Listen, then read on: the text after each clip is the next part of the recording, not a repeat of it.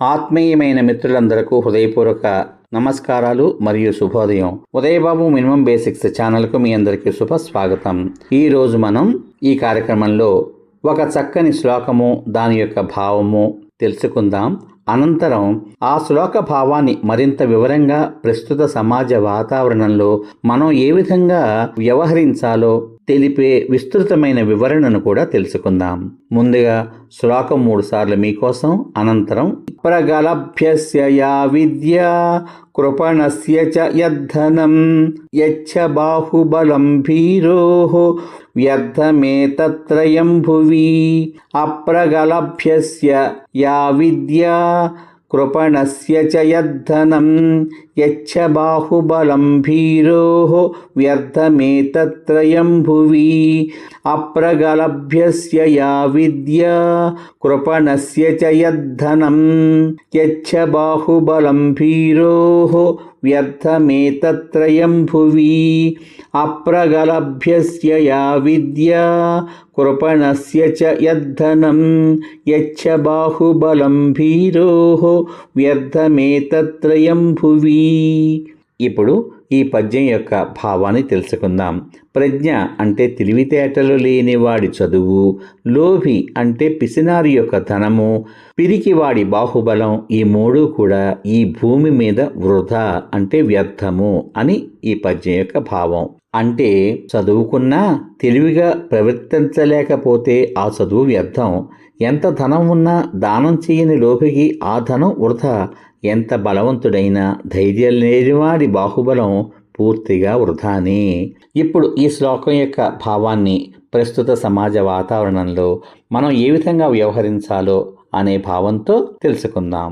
ఈ శ్లోకం మనిషికి ఉన్న విద్య, సంపద, శక్తి వంటి 3 విలువైన సంపదలు సరి అయిన వ్యక్తిత్వంతో కలిసినప్పుడే వాటికి అసలైన విలువ ఉంటుంది అని బోధిస్తుంది.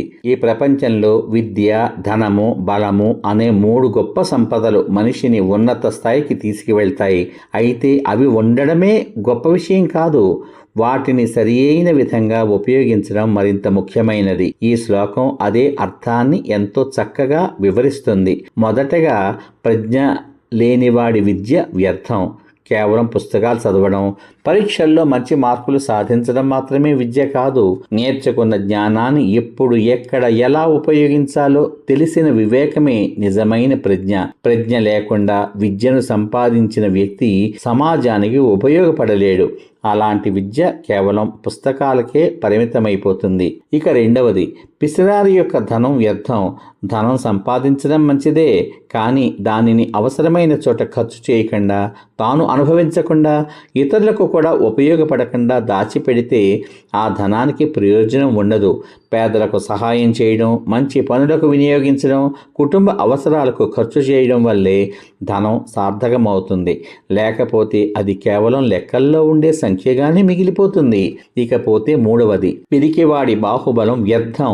శారీరక బలం ఉన్నా ధైర్యం లేకపోతే ఆ బలం ఏ సందర్భంలోనూ ఉపయోగపడదు. ధైర్యం లేని బలవంతుడు తనను తాను కూడా రక్షించుకోలేడు, ఇతరులకు తోడుగా నిలవలేడు. నిజమైన బలం శరీరంలో మాత్రమే కాదు, మనసులోని ధైర్యంలోనూ ఉంటుంది. ఈ శ్లోకం నేటి సమాజానికి ఎంతో వర్తిస్తుంది. ఉన్నత విద్య ఉన్నా, మంచి నిర్ణయాలు తీసుకోలేని వారు, కోట్లాది రూపాయల సంపద ఉన్నా సమాజానికి ఉపయోగపడని వారు, శక్తి ఉన్నా న్యాయం కోసం నిలబడలేని వారు మనకి కనిపిస్తూ ఉంటారు. అందువల్ల విద్యకు ప్రజ్ఞ, ధనానికి దాతృత్వం, బలానికి ధైర్యం తోడైతేనే అవి వ్యక్తికి, కుటుంబానికి, సమాజానికి మేలు చేస్తాయి.